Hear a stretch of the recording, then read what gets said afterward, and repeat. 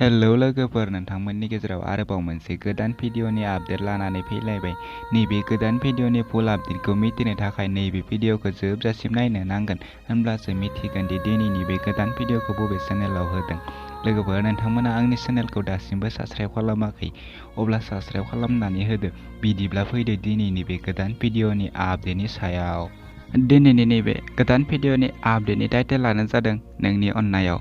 लोगोफोर, नोंथांमोना दासिमबो नैबे गोदान भिडिअखौ नायाखै, अब्ला नैबे आंनि भिडिअनि गेजेरजों नायनानै लानो हागोन। बेखायनो नैबे भिडिअखौ जोबजासिम नायनो नांगोन। बे भिडिअनि आर्टिस्टफोरानो जादों आबुल नार्जारी, जनिता बर', सुबुंसार ब्रह्म, जोंसार ब्रह्म। लोगोफोर, नैबे भिडिअखौ बिथांमोना अलरेडि फुल आपल'ड खालामनानै होबाय आरो नैबे भिडिअआ जोबोरैनो मोजां जादों। बे भिडिअनि स्ट'रि, स्क्रिप्ट, डिरेक्सन आरो प्रडिउसारानो जादों नयन मुसाहारि। लोगोफोर, नोंथांमोना नायनो थाखाय बिथांमोननि नयन क्रिएशन इउटुब चेनेलाव थांनो नांगोन। लोगोफोर, दासिमहालागै नैबे इउटुब चेनेलखौ साबस्क्राइब खालामाखै, अब्ला बिथांमोननि इउटुब चेनेलखौ साबस्क्राइब खालामनानै हैदो।